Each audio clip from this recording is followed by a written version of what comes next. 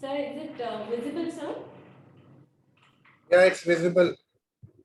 Just make it slide. Yeah, slide. Yeah, make Yeah. it full screen. And Yeah. just ensure you're close enough to the mic to be well audible. Yes, sir.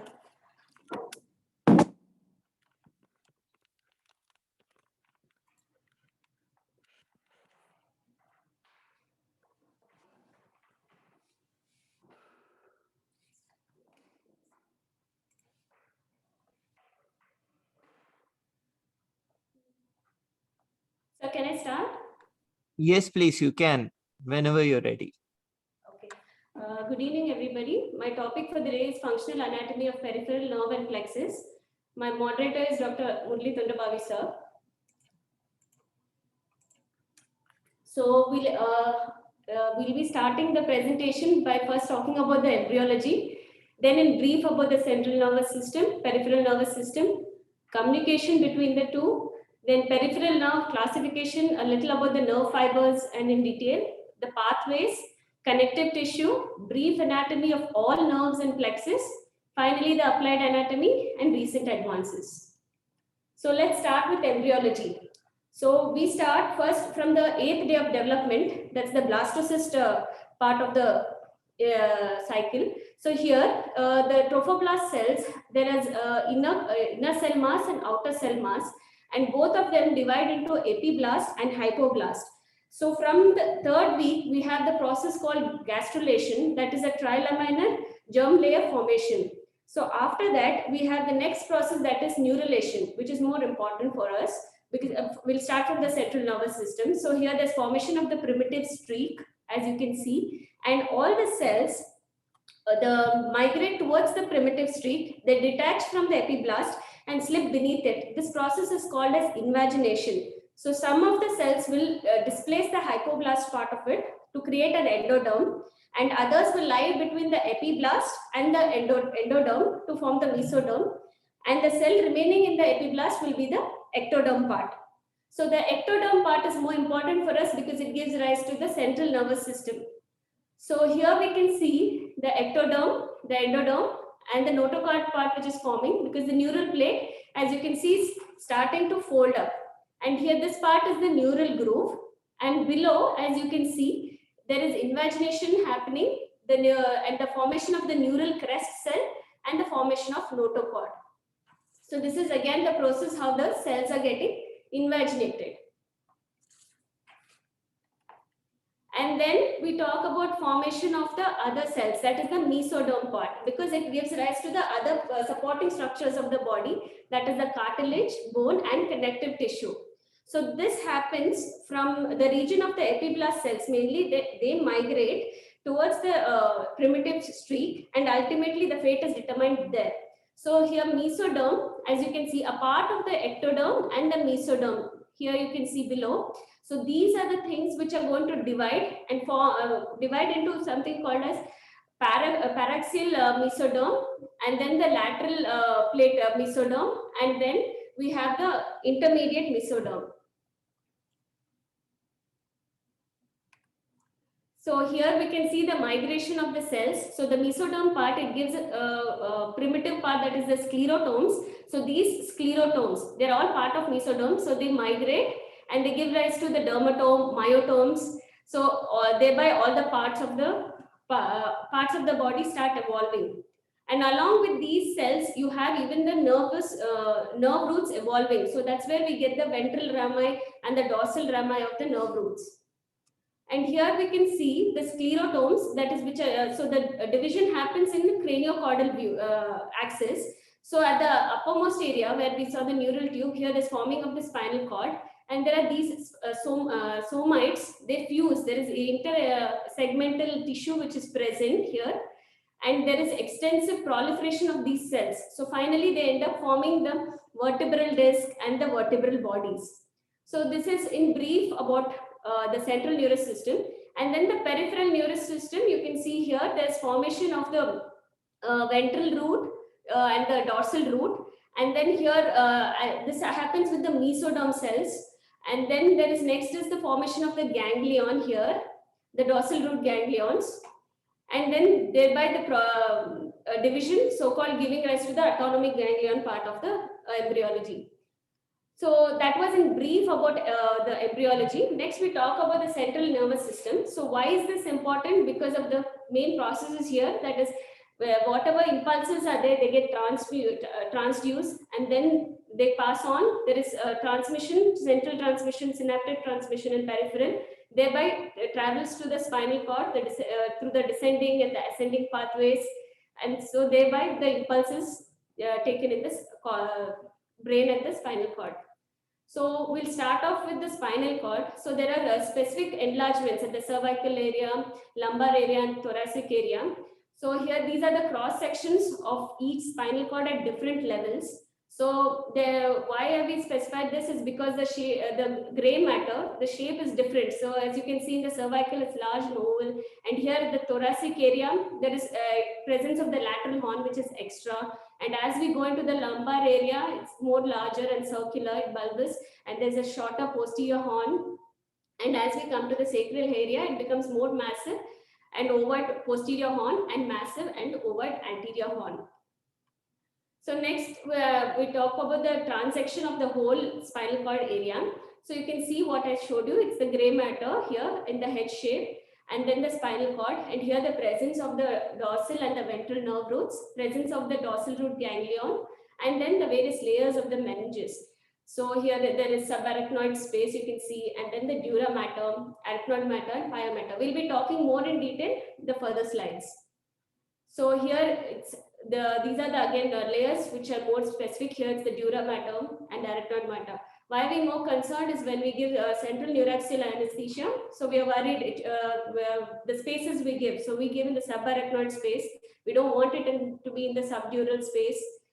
So that is why we are talking about this, and also the epidural space where we give for epidural catheter insertions.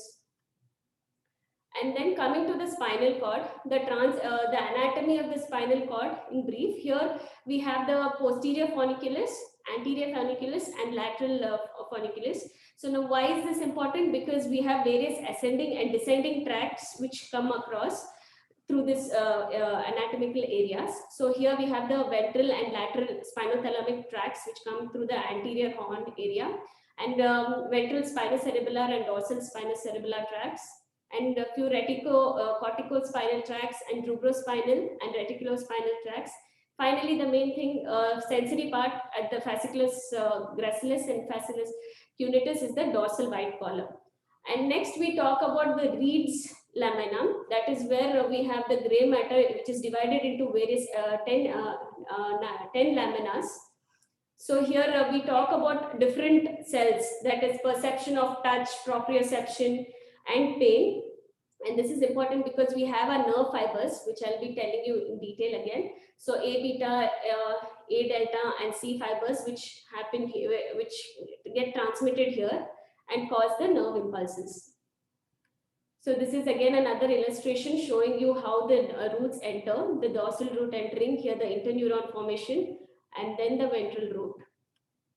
So these are the pathways which I was telling you, where the pain stimulus and any stimulus gets traveled through from the spinal cord through the brainstem, and then through the preaqueductal gray matter of the brain. So anterior lateral systems and reticular formation in the medulla here, and then the medial lemniscus, and finally is the preaqueductal gray. So why is this important? Because when there's an article stating that regional anesthesia to prevent the chronic pain after surgery. So it is shown that the epidural anesthesia and paravertebral block prevents the persistent pain, postoperative pain after thoracotomy and breast cancer surgeries in about 1 out of 4 to 5 patients treated. So small numbers and performance bias, attrition, and incomplete outcome data, especially at 12 months, weaken our conclusion, but although this is supposed to be a very important thing. And then there's another article showing the mechanism of regional anesthesia protection against hyperalgia and pain chronicization. So this summarizes that a regional anesthesia will be able to reduce the post-operative acute hyperalgia and long-term chronic pain by decreasing the pain sensitization induced by the surgery itself and intraoperative use and opioid-induced hyperalgesia.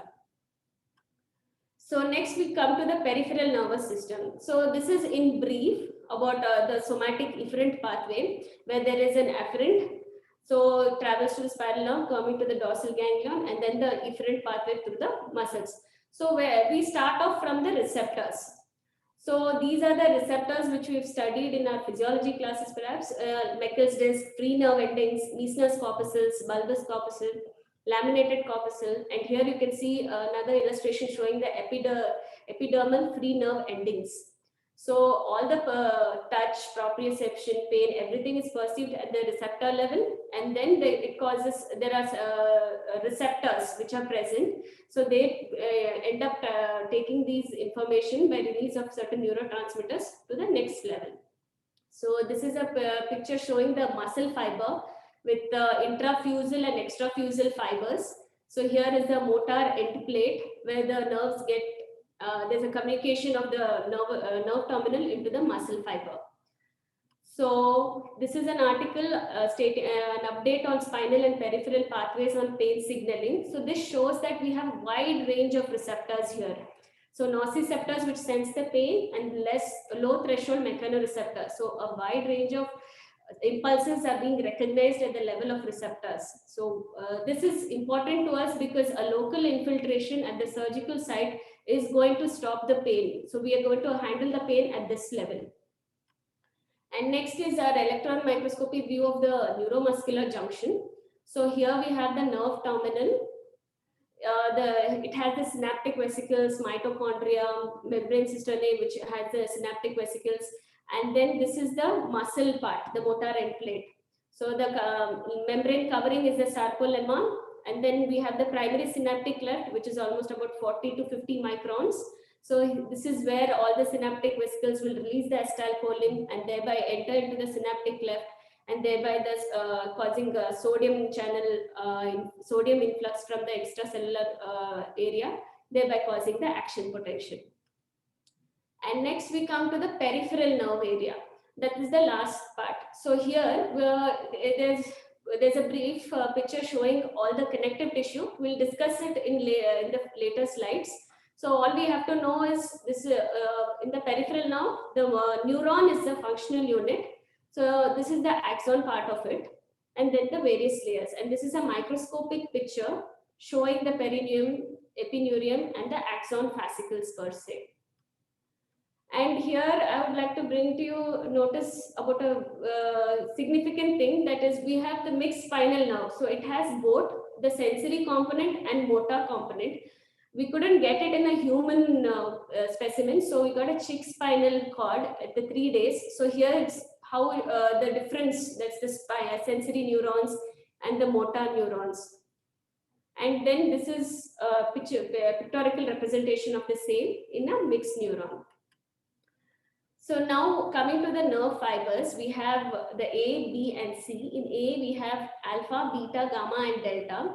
So specifically, the susceptible, the functions are, it carries the motor, A alpha, A beta is the tactile and the proprioception, A delta is the muscle tone, sorry, A gamma is the muscle tone, A delta is the pain, cold, and touch. And then is the beta fiber, which is maybe autonomic in function. C also is autonomic. The DC is the pain, warmth, and touch. So this is about how the preferential blockade which occurs by use of lidocaine.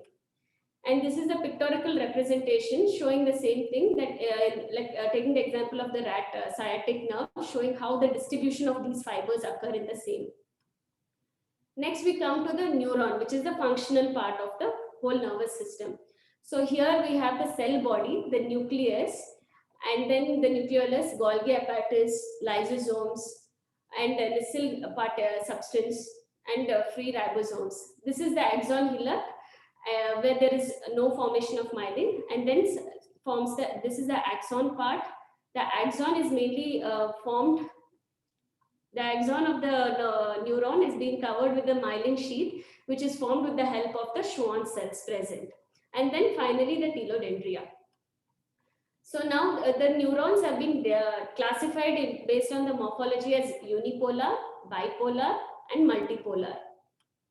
So why is this important is because when there is a peripheral nerve injury, we have some different changes happening at the proximal stump, distal stump, and at the cell body. So at the distal stump, we have something called as Wallerian degeneration, which happens where all the axon gets swollen and gets degenerated, and the Schwann cells also get disintegrated, even the neurofibrils. So the macrophages which are present, inflammatory cells, they act and cause more degeneration and breakdown of all these cells. So finally the myelin debris is formed, and then there is destruction. And even at the proximal segment, the same thing happens, but it is a different, it's an anterograde degeneration which happens. And at the cell body area, we have a process called as chromatolysis, where there is swelling of the cell body, where the nucleus is pushed towards one corner, and then there is the degeneration follows. And at this level, if there is new Schwann cells which form, they can help in axonal sprouting, and these Schwann cells make sure the proximal and the distal part of the stump meet, and then there's regeneration which happens. And then we'll talk about the roots, like the anatomy in specific, from the spinal root level we'll start. So here, as you can see, it's the pictorial representation at the spinal root level. Here we are emphasizing about the arachnoid granulations, because whenever we give blocks like lumbar plexus block or paravertebral block, there are chances that there can be spread of the drug into the epidural spaces, and so thereby it could become a central neuraxial block. Why? Because the pia mater layer from the part of the meninges, they continue with the perineurium of these nerve roots. So that is and this arachnoid granulation part also exists. So this is the reason the absorption happens and the drug can move into the epidural space. So this is how, as I said, so this is the meningeal and the endosteal layer of the dura. So the drug moving at all parts whenever it's given. And then again, specifically about the roots, where you can see the ventral root, the dorsal root, and then finally the spinal, the main spinal root which comes down. And next we'll start, this is the microscopic anatomy of the same, showing the animation of the sensory neurons and the motor neurons. So next we'll start, we'll talk about the brachial plexus at the level of the root. So this is a transection taken at the level of 6th cervical vertebra. So here you can see the main muscles, that is the anterior scalene and middle scalene muscles. And then this is the one labeled one is the phrenic nerve, the vagus nerve. And then you can see the carotid artery here and the internal jugular veins. So your brachial plexus is number 9 here. So these are the roots of the brachial plexus. So the microanatomy follows like this. So you have all the roots of the brachial plexus, that is C5, C6, C7, and C8. And next at the trunks level, as we go lower down, so this is the microscopic anatomy showing the same thing. So as you saw here, the roots are formed and then the trunks.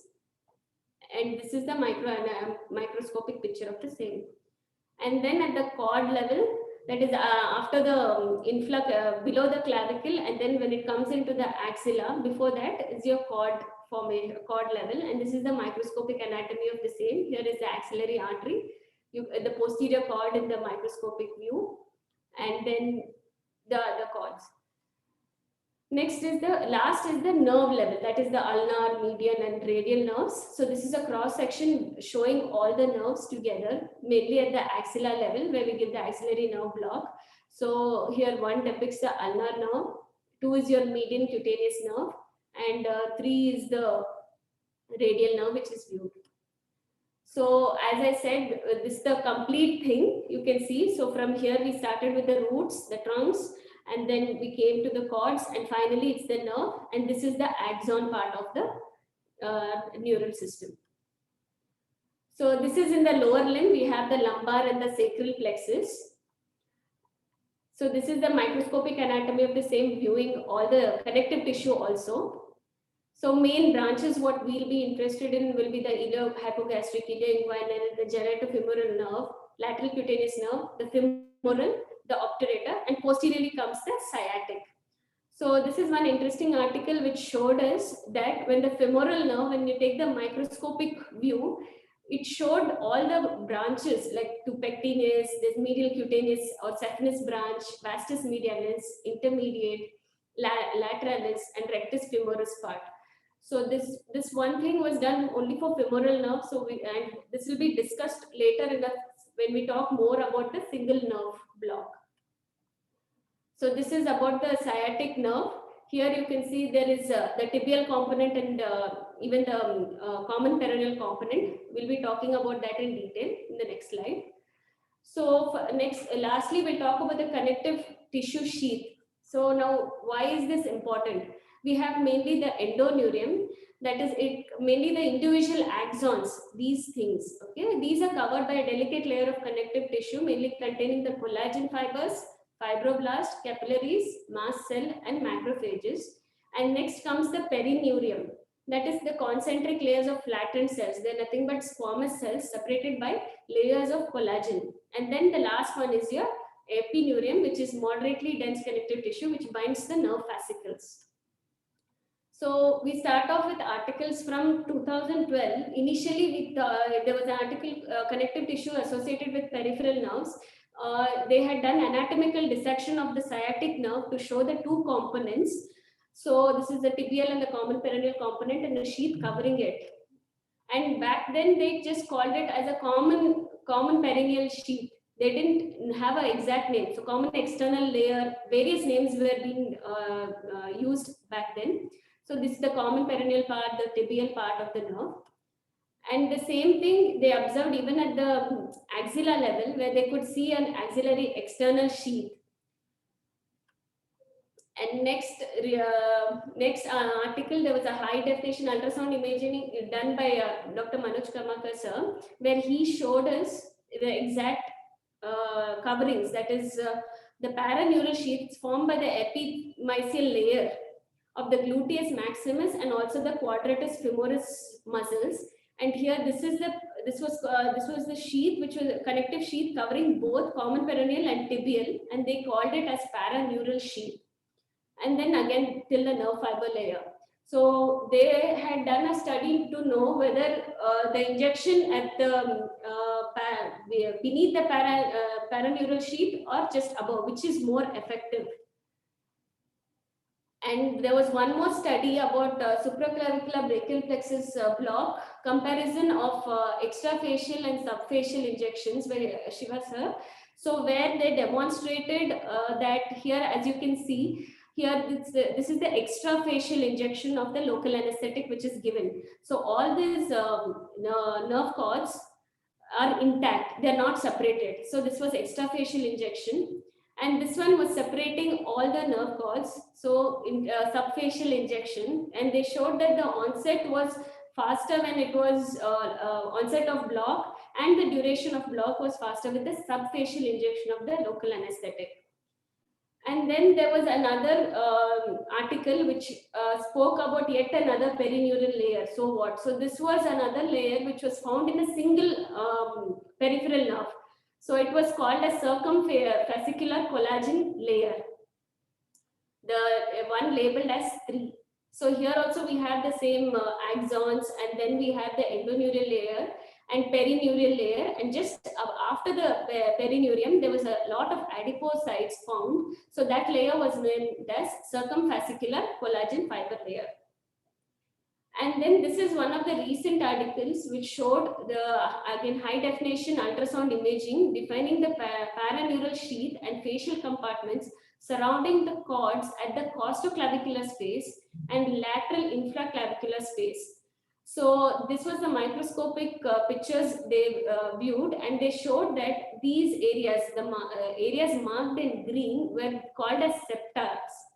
And here they showed that the lateral cords, better diagram here. So here they divided it as, these are the septum, you can see. So there was an anterior compartment which only had the lateral cord, and the posterior compartment which had the posterior cord and the medial cord. So this was something which was very new, which we didn't know existed. We thought it was a single facial sheath, but it was actually divided, and they showed the drug spreading into each of these compartments. So this was the advances about the connective tissue sheath. So finally, what I would like to tell in brief about the summary of the whole talk is always we need to localize the nerve, because we know so much about the nerve anatomy that we don't know. In future, there might be even more microscopic structures where we would like to target to get a better efficacy. So always localize, and newer equipments. And we have ultrasound now. When we started off, it was only just nerve stimulator. So we have more high definition compound imaging, tissue harmonic, various things, and right zoom in ultrasound to know the structures. And finally, the safety also has to be ensured of the patient. That is, your block has to be successful. So I would like to summarize my talk with this. These are my references. Thank you.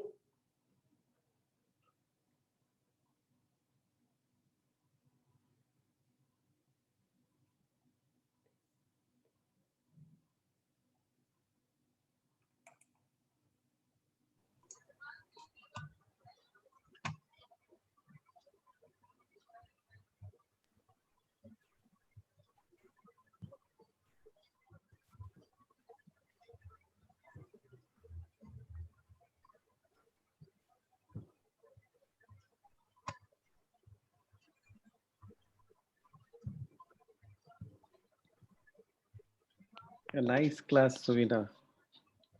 It is starting from the embryology. After a long time, listening to it is really exciting. Okay, fine. I mean, this is a different perspective to look at it. Even personally, I have not expected on these lines, but it is nice to again refresh the whole anatomy. Okay, my question is, after you have prepared all these things, now what do you think where we have to deposit the local anesthetic? You said there are so many connective tissue layers are there, and the peripheral nerve and the plexus are a bit different. So what is your idea that which is the safe, at the same time effective space for local anesthetic deposition in the peripheral nerve and in the plexus? Is there any difference? If it is, where we have to deposit? Do you have any idea? So when we give peripheral nerve blocks, ideally it's below we can pierce the perineurium part, but not pierce more beyond the epineurium and not the perineurium. When it is the plexus, we'll have to ensure whether they have these paraneural sheaths. So if that sheath, and if we have a high definition ultrasound, view the paraneural sheath and then just deposit the drug beneath the paraneural sheath. Okay. Actually, this paraneurium is well established in the peripheral nerves. So if you take the sciatic nerve, where we have to deposit is not below the epineurium. Epineurium is known as the skin of the nerve. Moment you breach the epineurium, it is defined as intraneural injection. So there is a layer outside the epineurium which is known as a paraneurium. That is what you said. It has been called by different names, but the latest and more consensus is towards we will call it as a paraneurium, that is parallel or besides the nerve. So it is a paraneurium. So we have to find a place between the paraneurium and the epineurium. So that compartment is known as a subparaneural compartment. So that is the sweet spot of the nerve, or that is the ideal compartment, which is close enough, at the same time safe enough. Because moment you breach the epineurium, it is known as a intraneural. If you come out of the epineurium, but below the paraneurium. So that is a potential space. We have to create it by giving a bit of a local anesthetic there. You hydrodissect and create the compartment and deposit the drug.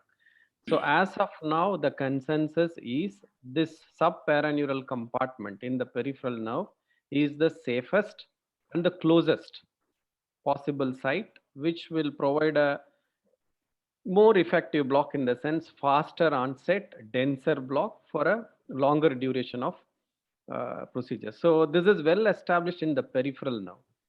The same paraneurin is exist in all the nerves and in the plexus, but identification is bit tricky and the terminologies are changing.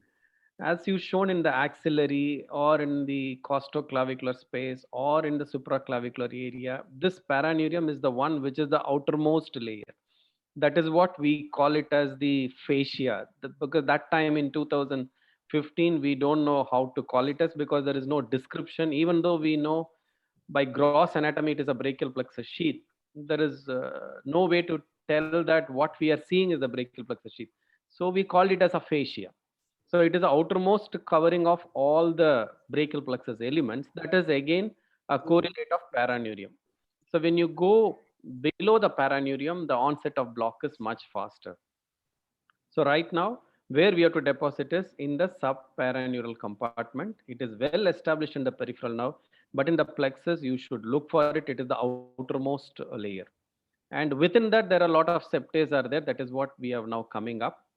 All these things matters because as we progress, as we evolve in the ultrasound guided regional anesthesia, progressively we are going to use lesser and lesser local anesthetic.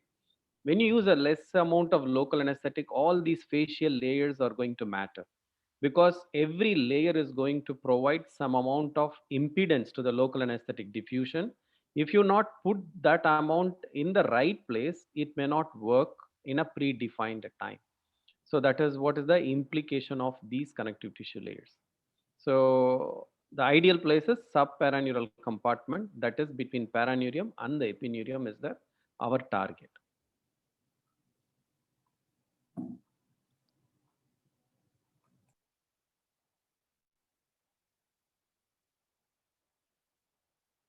I mean, even if you ask, sir, whether these sort of a small layers can produce that much amount of important, in your own life, you have seen when you do a subarachnoid block for hernia, you put 3 ml of local anesthetic, isn't it? Maximum. So you will get T10 spinal level instantaneously in less than 5 minutes. But for the same hernia, if you wanted to do an epidural anesthesia, that is, you will put the drug one layer out. That is the dura.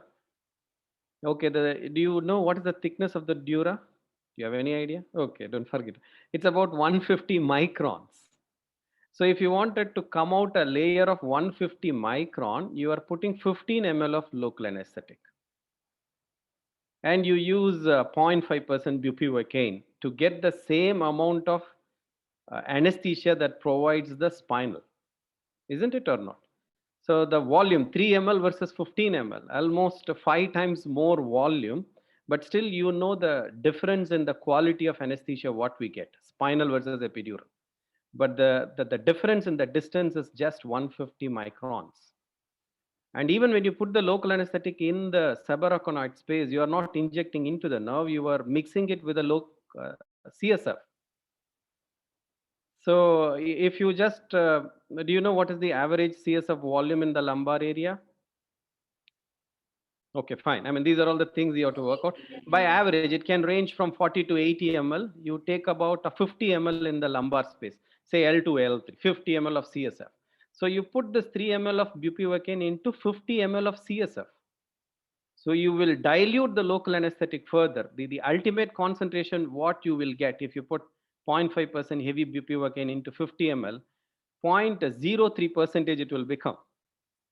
So the spinal anesthesia, what you are getting is with such a low amount of local anesthetic, 0.03%.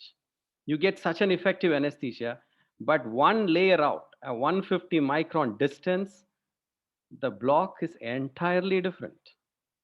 This is the influence the connective tissue will provide. In the brachial plexus and peripheral nerves, you are injecting 30, 40 ml, so you're not seeing this clinically.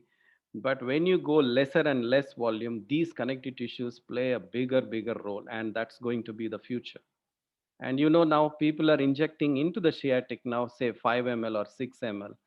And there are a lot of debate, which is right or wrong. We are not going to that, but that's the way things are becoming more and more progressive. The people who are doing that, they are claiming to achieve a block, injecting 30 ml is more invasive than injecting 5 ml.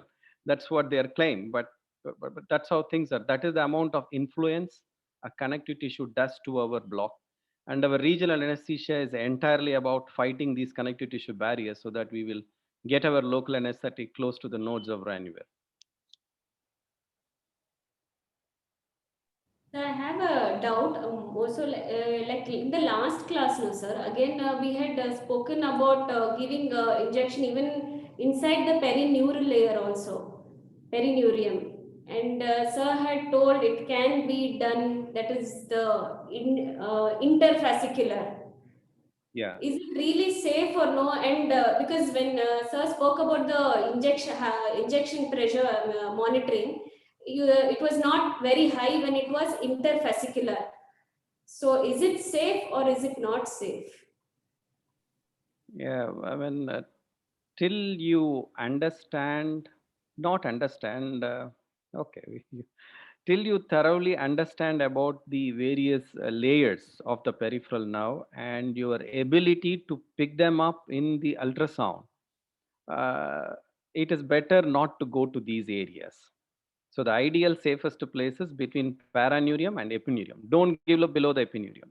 So all your effort right now is to pick up these things, which is paraneurium, which is epineurium. This is what you should ask yourself whenever you are doing a peripheral nerve block in terms of sciatic or median radial ulnar nerve in the axillary or in the brachial plexus, which I can call it as a paraneurium, which is epineurium. This is what is the question that you should ask yourself, or you should ask your mentor when they are by the side while you're doing, sir, where I should go.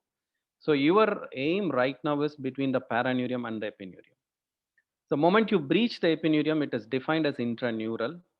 You cross the epineurium and there is a space between the fascicles. That is what you're talking about, interfascicular area. That has been proposed now, could be a safer place, but the ability of our ultrasound to detect that the resolution of our ultrasound to detect the interfascicular area is really very less.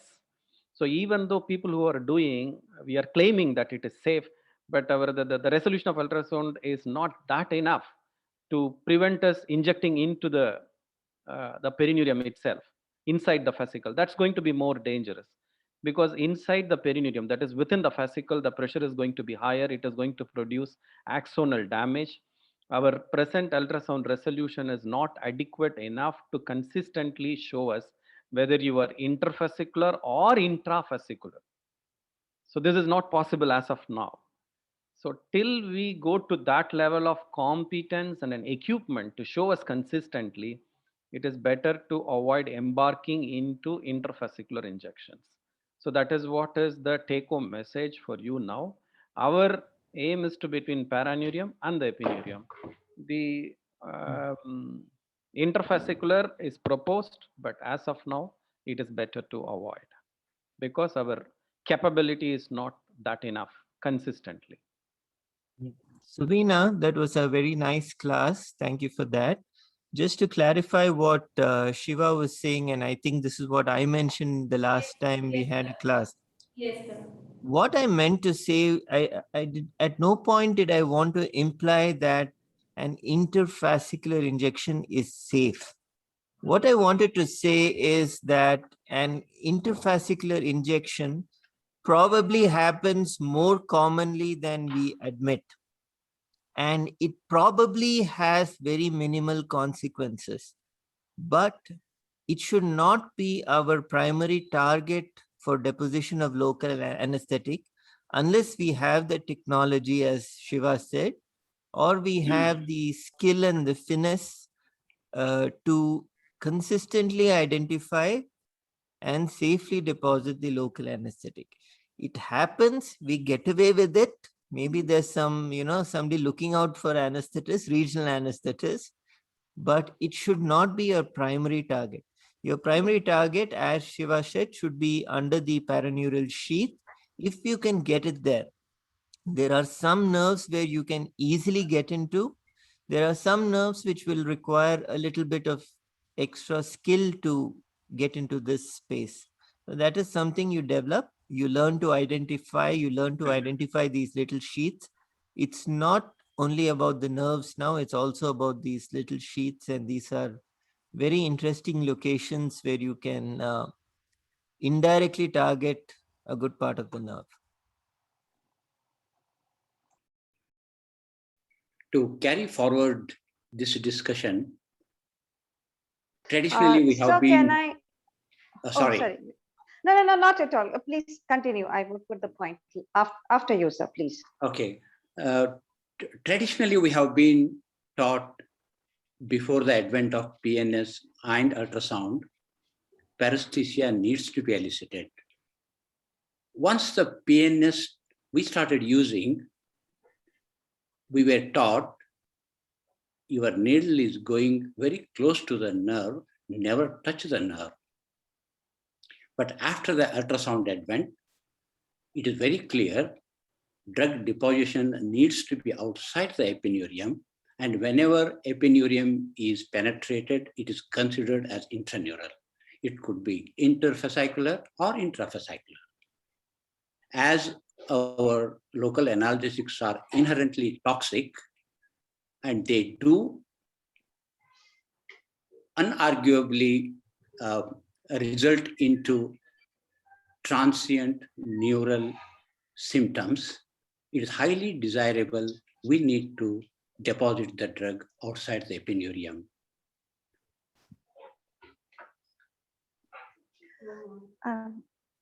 Yes. What I would just want the students here to take one more approach towards this. Yes, the technology is fascinating. Yes, we can think of going more and more closer to the nerve. Yes, we have a PNS.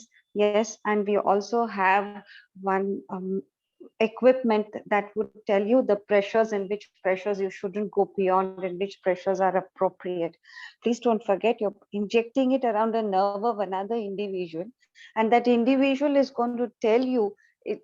Just now Dr. Kopat told you about paresthesia. There has to be some sense. I mean, they should never be, but if you are dangerously close, that patient is also going to tell you if your patient is awake, and luckily if you're working in adults. So, I mean, give technology all its due, but you're performing on the patient. So see what's happening to the patient as well when you are very, very close to the nerve with the needle, and while injecting, what happens apart from all that your gadgets are showing you. Yes, when you're injecting, you have to look for three things: whether the patient has got any pain and sensory symptoms while you're injecting, and while Yes. injecting, what is your feeling of pressure, and when you are seeing, Yes. are you seeing a swelling of the nerve? Yes. So these three things has to be always there in your mind. I should be avoid injecting local anesthetic into the fascicles or into the nerves. And Suvina, do you know that whenever we say that at 24 hours, there is no sensory motor deficit, we will write in all our publications and even now, I mean, the studies which have come up now, when they've injected local inside the sciatic nerve, at the 6 months, they recorded the electrophysiology of the sciatic nerve. Still, the individuals, their compound action potential is not reached to the baseline in about 60% of the patients. They didn't have clinically any sensory neural deficit. But electrophysiologically, there is a significant difference. Their action potential is not to the baseline. So that means whatever our clinical analysis, it's not revealing the truth. We do a fascicular or axonal damage unintentionally by our act. Since the nature has got a good reserve, we are escaping out of the scene. So, I mean, this you have to keep it in your mind. Even our clinical assessment is not foolproof. So we have to be very meticulous and cautious in doing all these things. Yes, there is a progress, there is a research going more closer and closer, but you have to develop your competence in looking up all those things. When you mature like that, only we can go for a more advanced interfascicular injections and things like that. So, but you have to go in this path. So that's what is the point. I think Shiva, you got a very nice point. I think it's a good message to the entire fellows here that there is a feedback bias involved with blocks. What we do is we do the block, it works really well for the surgical duration. And once the patient goes to the ward, we forget about the patient. Out of our radar. Yes. Out of a radar. And what happens is whenever the patient is out of the radar, we always assume that the patient is doing well.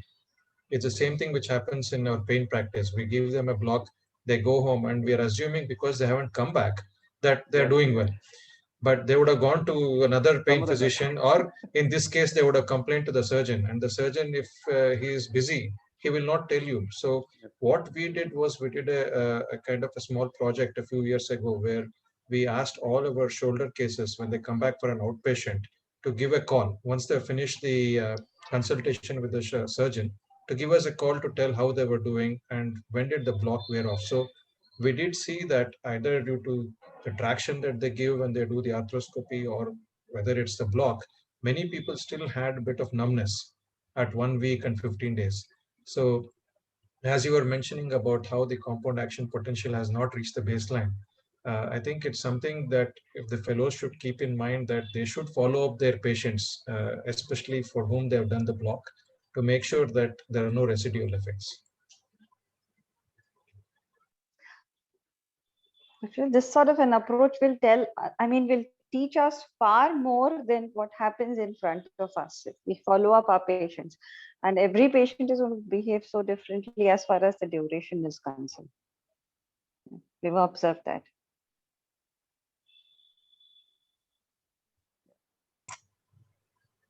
Isn't it time now for the fellows to ask questions, or is Ritesh going to pick lottery like last time? Everybody is silent. Ritesh isn't around. Murali, I Yes. just like to add one more thing here. Yes, I Ram, think yes, Ram. as in continuation to whatever you told regarding the position and all, I think it will be prudent to document the positioning because we had few cases. Whether you have given a block or not, I think the patients had some weakness and some sort of nerve compressions. I think we should make a point to document the positioning. I think it will be important for us to follow up also. Yeah, on a fracture table, something like that. Yeah. Yes. And I just wanted to highlight a few things which actually Suvina mentioned. Is one closer to the at the level of interscalene, the dural sheath can extend quite a way away from the central neuraxial structure. So there have been a lot of case reports and also anecdotal stories wherein spinal anesthesia has been produced with a brachial plexus block. So giving interscalene migration of the catheter. So it's something that I think all fellows should keep a note. Apart from the facial layers, that the dural sheath can actually extend quite distal to where we think it actually resides. I think Shiva has done a lot of research into this. Probably he can highlight the same. Yeah, to even in the image, what she has showed that the dural sleeve can extend to a varying distance out of the transverse process. If you are not keen, your competence is not adequate enough to pick up these layers. If you inject a high volume, say even a 5 ml, some amount of local can go into the central neuraxis. So that is why you have to be very, very meticulous when you go to the root level. And the current recommendation is don't go to the root levels because the connective tissue inside the epineurium is very less and there is no space for intrafascicular, it is or extrafascicular. The moment you go inside, you will damage the axon. So we have to be better at the trunk or at the supraclavicular level, where at the divisions level, that is more safer because we have good amount of connective tissue. So as far as better to avoid the root level injections because the connective tissues are very less and the compartment is very tight. I think it's the same thing which we observe even on the lumbar level. I think Ram, who does some of the transforamen and epidural steroids, will also agree with me that sometimes when we inject the dye, we see a CSF, subarachnoid spread. So this is something that even at a lumbar plexus level that we have to be watchful for the dural sleeve which extends. Yes, sir. Yes, sir. I completely agree. Especially in the cervical, it's very, very dangerous. And even there are negative recommendations for cervical root block. There's so many negative recommendations, but even with lumbar, I had one instance where I had got a subdural dye spread, the classical train track appearance of the dye. So in that case, we were lucky to escape with that case. So we have to be very careful, especially in cervical region. And one more question I wanted to ask to Veena. When you scan the nerves above the level of clavicle and below the level of clavicle, what difference you see?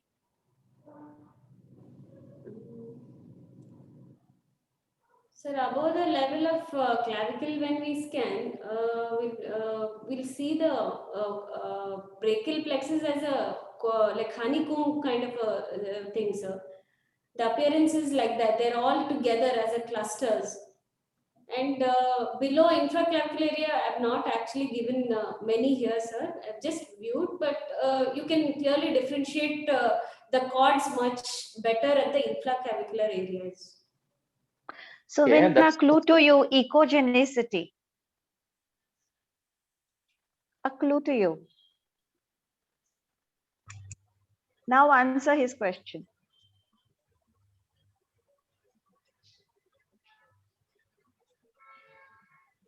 I'm sure. I mean, so how the you neural also- elements look when you scan in the interscalene and supraclavicular area? How the neural elements look like? They look more dark or more bright? When we start scanning at the supraclavicular, it becomes more hyperechoic, sir. And Okay, when you scan a C6 root or C5 root during interscalene block, how they look like? How do they look? They look more brighter or more darker? brighter, sir. Brighter. Suvina, just think about how it looks in the interscalene and describe it. Just make a mental picture of it, how it looks in the interscalene, how it looks in supraclav, and how it looks in the axillary or the distal fora. Darker as we come lower down, there's brightening up, sir. So hyperechoic and then it becomes hyper. Why do they Why does that happen? Yes, yes. The connective tissue layer, sir, related to the vertebral fascia, investing here at the interscalene. The connective tissue sheath is more Suvina, just share your slide, which you showed at the level of the brachial plexus root level, the cross section. Oh, I think she was sharing something. Okay. Yeah, Suvina, can you see my screen? I can see. Yeah. Now, this is just an histological section of roots. If you look at it, C5, C6, C7, C8, and T1, you just see inside there are more or less the fascicle numbers are very less. As we progress, both the C5 and C6 join to form the upper trunk. You just see how the fascicle number is increased. Here it is about 1 or 2. If the individual small circles are the fascicles. Can you able to appreciate? The trunk, the number of fascicles progressively going to increase as the root join to form the trunk, and then as they become individual nerves, the number of fascicles are going to increase in multiple numbers. As the fascicle increases, the connective tissue is also going to increase. Always nerves looks hypoechoic. They are dark. They are predominantly fat in content. As the connective tissue increases, they become more and more hyperechoic. So from the root to the peripheral nerve, the connective tissues are going to increase. The fascicle number is going to increase. So the nerve has become more and more hyperechoic. So now if you look at the roots, the number of fascicles about 8 to 10. At the trunk level, it will become 15. At the level of cords, it will become about 20. In the peripheral nerve, it will touch 50 to 100. So the connective tissue, if you look at from 5% at the root, it's become 80 to 90% when you go to the peripheral nerves. So that is the reason why all of us telling that if you go to the root, the connective tissues are very less. Moment you go inside, you will only hit the axons and the fascicles. There is no interfascicular space there. So as you come out only, as the connective tissues become a low compliant space, the high compliant space for us, so that the local anesthetic can take up into the connective tissue matrix. So that is why we are telling you to avoid the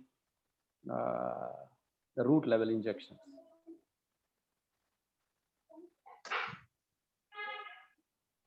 Okay, one more question, Subina. Yes, sir.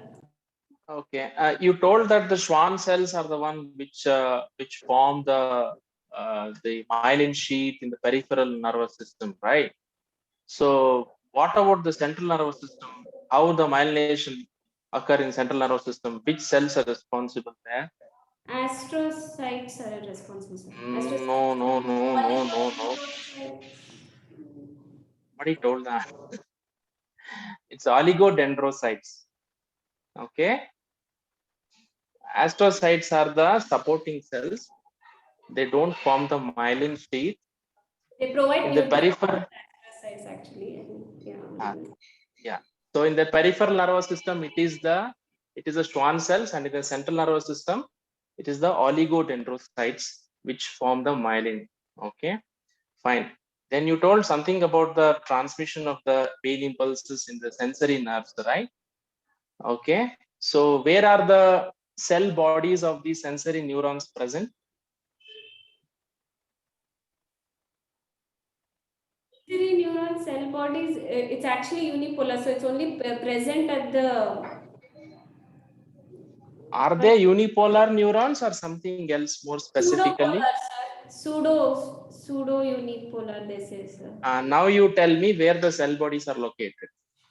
I knew it.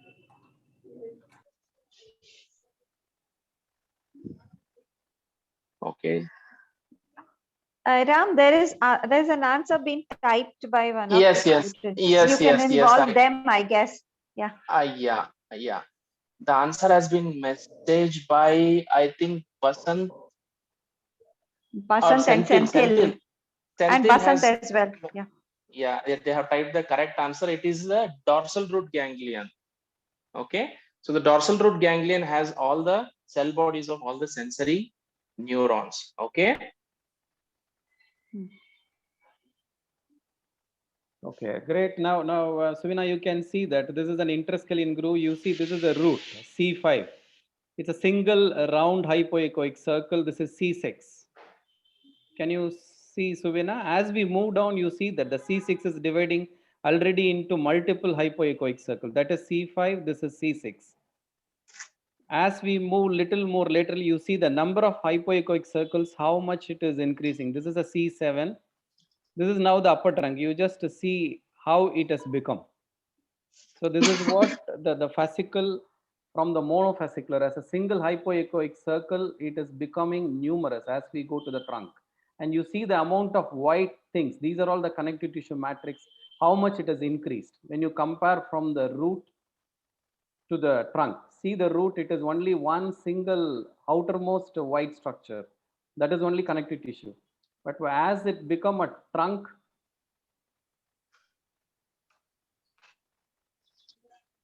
as it joins to form the upper trunk, you just see how big it has become, and the white connective tissue has increased a lot. So this is what is the difference between the root and the trunk. The fascicles are increasing, connective tissues are increasing. They are become more and more hyperechoic. There's a nice question in the chat.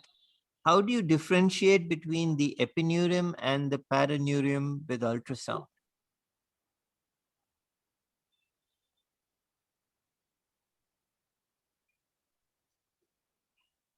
Shiva, you want to take that? You can just continue. Let me look at it. Do you have some video so that I can pick up from that? Yeah. Just see if you have a video of the sciatic nerve and so the question is interesting. It's very relevant. It also depends on certain locations. In some locations, the paraneurium is very apparent. If you look at the popliteal sciatic, it's a easy scan. It's a fairly superficial nerve most of the time. And you are able to look at the nerve in reasonably high resolution. You will be able to make out different layers of it.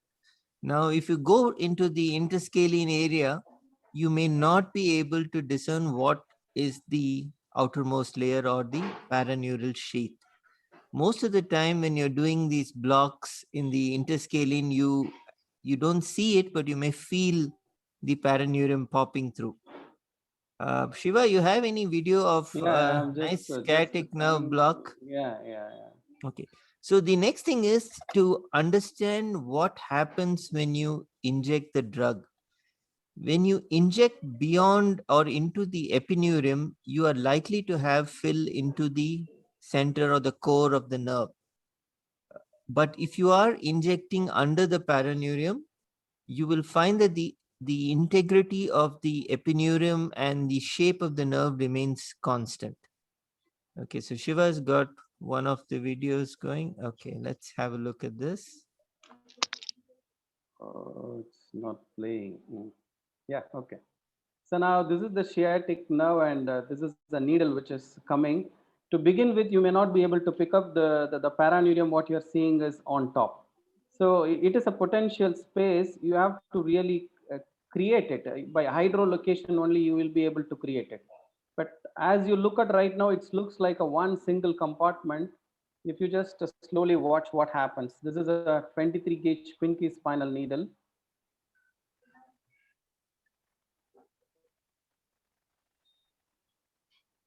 So as we inject a bit of local anesthetic, you can see the compartment is getting opening up.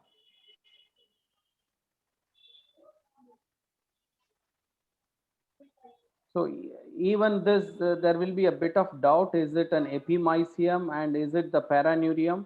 So we have to do a bit of work to identify that specific compartment. The ideal confirmation is moment you inject the local anesthetic, go all around the nerve without a nerve swelling. So that is the ideal end point.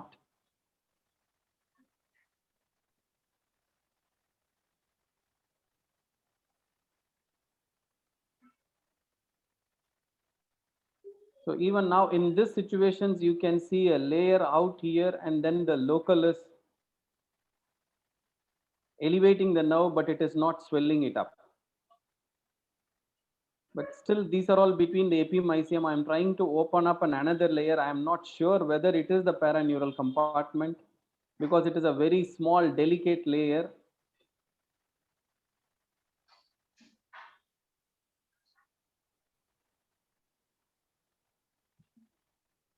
Even with such a precise movement, still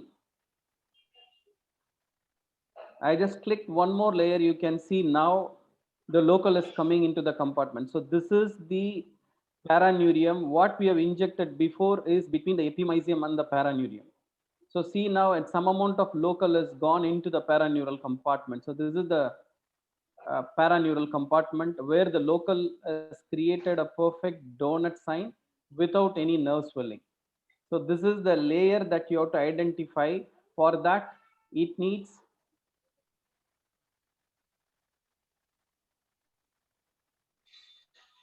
that much amount of a bit of a needling time and patience. So that is the paraneurium, and this is the sciatic nerve.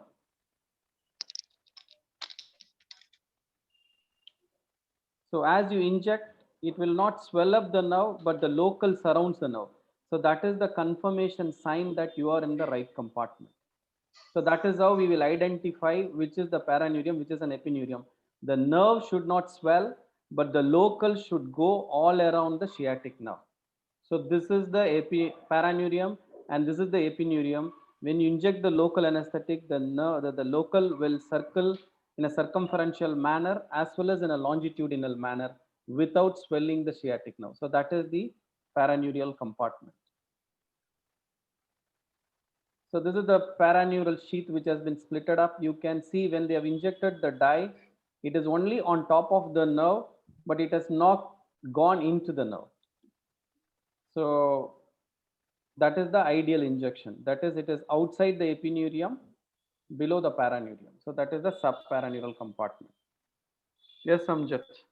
Shiva, can I just share my Yeah. screen? I'll stop sharing. Yeah. So this is similar to what Shiva showed. Let me just get this going. Yeah. So you see here the paraneural sheath is clearly defined. The local anesthetic has not breached the integrity of the epineurium. And even though the needle is fiddling around with the nerve, it shouldn't be fiddling around like that. But just to make the point that the integrity of the nerve is intact. So you see that it is a fairly tough compartment there to enter. We have not entered it.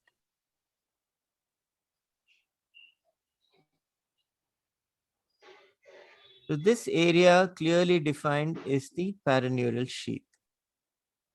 I think there's another video. I think Ram had done this injection. This is the lateral cord of the infraclavicular area. So you can see once again the drug is kind of forming a compartment here. You can see this layer here. So this is the paraneural sheath. The lateral cord is relatively untouched. It has not expanded, neither has the epineurium been breached. So this is an ideal location to get into. It's not always easy to get there, but when you do, you get the donut sort of shape, and it tends to be a fairly good block. Amjad, I just want to ask you one thing here. Yeah.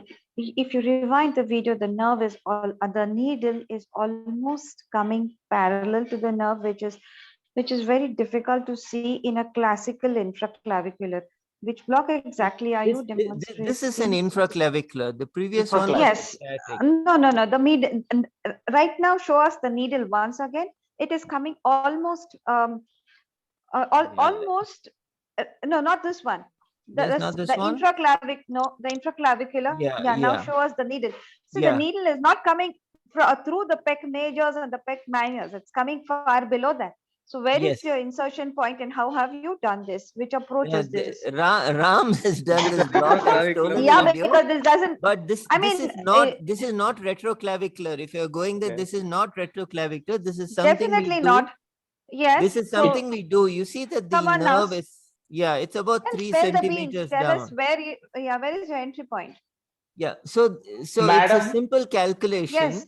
So if you're having something that's about 3, see the posterior cord, if you're going in this zone, is about 3.5. You're looking at a needle insertion that is almost 3.5 centimeters away from the edge of the probe to get this sort of a parallel image. Yes, no, but where are in this? I agree. I hear you, Shiva. It's lateral parasagittal. But still, it is even though you will have to drop the needle from the pec minor, the pec major, and the pec minor, unless you have kept your probe transverse and not parasagittal longitudinal. No. Ram, who's done the video? I have done this block. I remember because Amjad sir had asked me to record this for his Aora talk. So I had recorded this.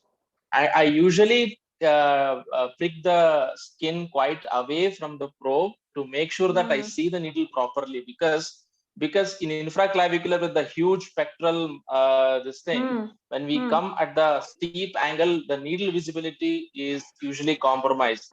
Usually I don't want that to happen, and I don't like that. I want to see my needle to be visualized. I come in such a angle that the needle always falls parallel to the probe. It's quite difficult. I have practiced it many times. I have practiced it many times. Now I'm more comfortable doing that. But it can be done. It can be done. Yeah. So you are keeping almost, at the if you measure the depth, if it is at 3 centimeters, that's what Amjad said. And then your insertion point is 3 centimeters away from the probe to get in the same plane. Yes. Okay. In fact, today I had an infraclavicular that was almost 4.5 centimeters deep, and it was going to be very difficult for me to get the parallel image, but I took a very Yeah. exaggerated entry point very far away. Yeah. And I Hmm, thought, let me just put the needle in here, hmm, and then let's forget about the infraclav and let me follow my needle tip. And that resulted in something similar where I had a very parallel needle. And it becomes very easy when you see things and you want to go very close to the Yeah. vessel. You just touch the edge of the vessel. You need to have Yeah. those sort of images. I think we also need to remind each other that this is a fellowship class and we shouldn't be, having a banter amongst ourselves and let the students speak and ask. Yeah, I'm going to stop sharing. Okay. Time is 8:15. Great.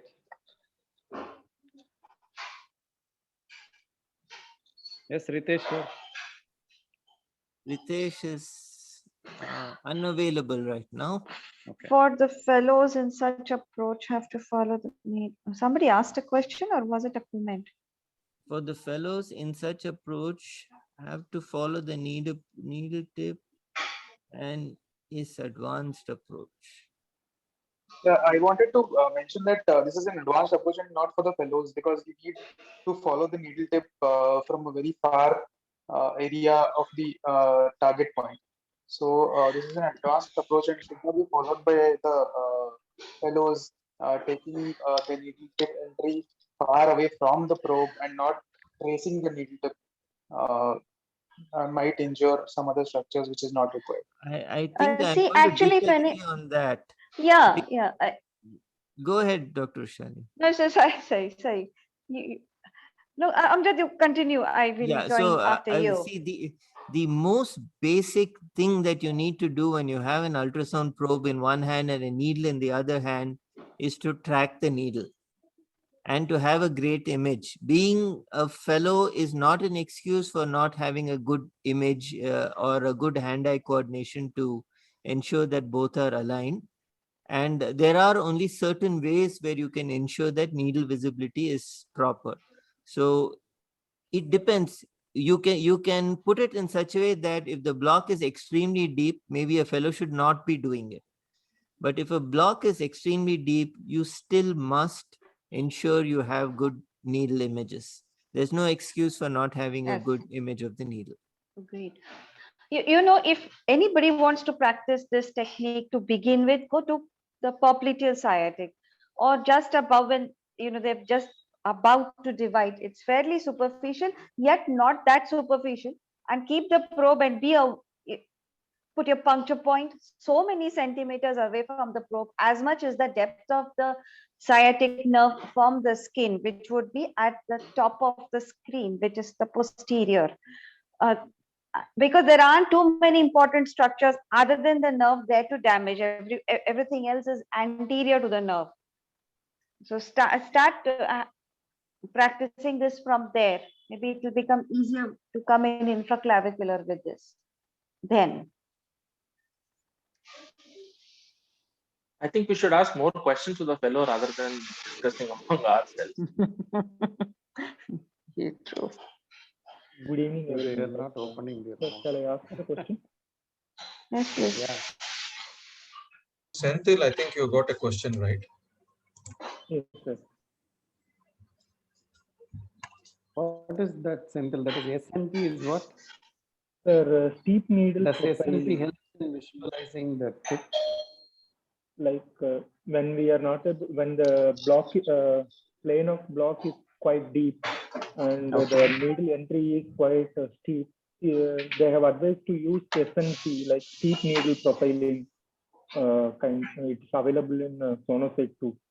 So is it really helpful? Sir, I have used it twice, but I don't find it useful. So is there any prerequisite to use it or something like that? That is a steep needle profiling. Was it? What do you mean by SNP is the needle? Yes, sir. Steep needle profiling. No, I think Shiva, what he means, I think, is some of the probes have the So in software. Sonosite, we have a special software to increase the needle visibility. So what basically the engine does is it steer the beam. So it is a beam steering. So basically ultrasound waves go directly like that. But when your needle goes at a steep angle, by pressing a button, you can steer the beam towards the needle so that you will get the insonation angle close to 90 degree, by which it will increase the visibility.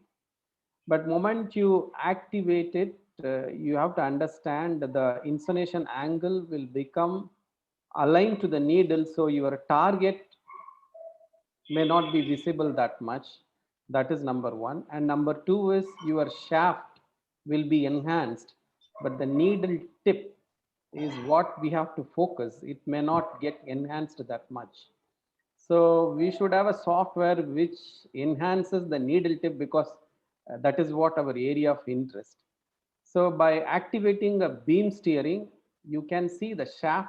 By following it up, you have to locate the needle tip. That is a bit disadvantage on the beam steering. And the target will become little smudged because the focus is now on the needle. So during a difficult time, you activate and see how far it helps you. Sometimes it helps, but this is how it works.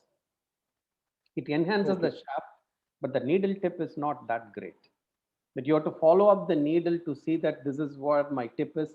And dynamically in real time, while you're advancing, you have to look at the tissue movement, and then you confirm that that is what is the needle tip. This is what you should be doing it. But that is how steep needle profiling works. It is basically a beam steering. By steering the beam, it gets the insonation angle close to 90 degrees. The disadvantages, it preferentially enhances the shaft, not the needle tip. Your target, since the insonation angle is diverted toward the needle, your target may not be that crisp. So this is the dynamics of needle profiling activation. Thank you. You found it useful, sir, while... Yeah, during a steep needling, when it has become very difficult, we get all these extra helps. So sometimes I use that and see whether it enhances my needle tip.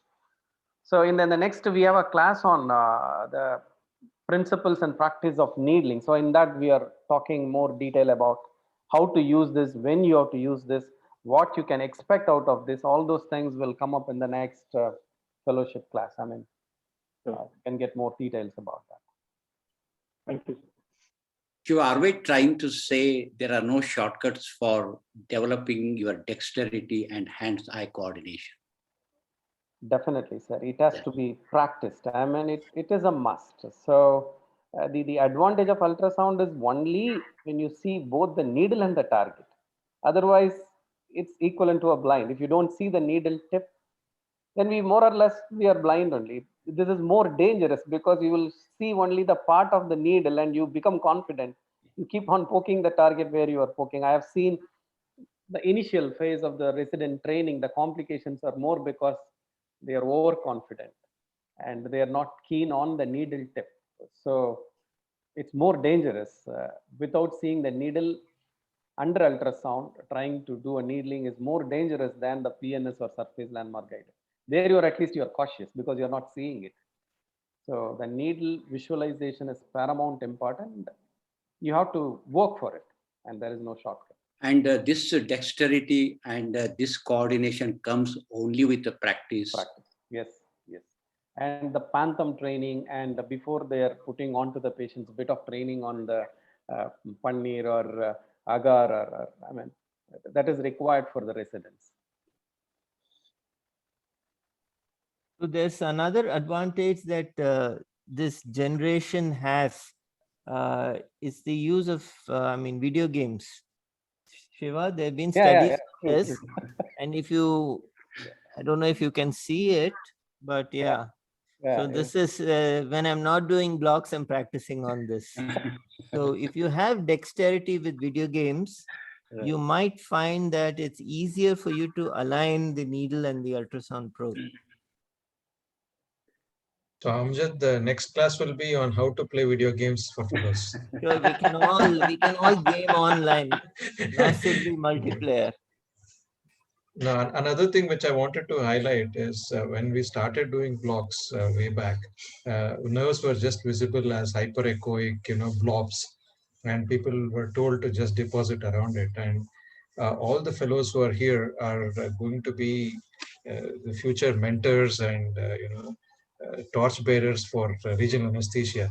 So I think the more we concentrate on what all has been discussed in this class and try to look for the anatomy in the spare time, scan. Now all of us have different equipments. Many of us might not have the advanced ones which some of the institutes have, but with whatever we have, I think the time should be spent on scanning and trying to understand the anatomy, because as one of them was mentioning, Senthil was mentioning, we should not be going through structures which we don't know.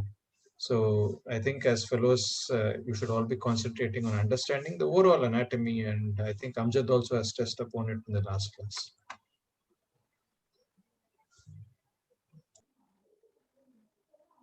Yes, Amjad, we can conclude. I think we can close the meeting. Thank you. Right? Any questions? If any fellows have, please put it in the WhatsApp group. We can leisurely answer it. Thank you for coming, everyone. Thank you And very we'll end much. here. Bye, Shiva. Thank Bye. you. Ram. Bye, Thanks a lot. Murali. Thanks a Bye, lot, Ram. everyone. Have a Bye-bye. good night. Bye-bye. Bye, Good Ram. night. Bye. Thanks Goodbye, to sir. Suvina who presented Yeah. the entire thing. Thank you, Thank you. Suvina. Yeah. Thanks, Murali. Thanks, everyone. Thank you, sir. Good night. Bye.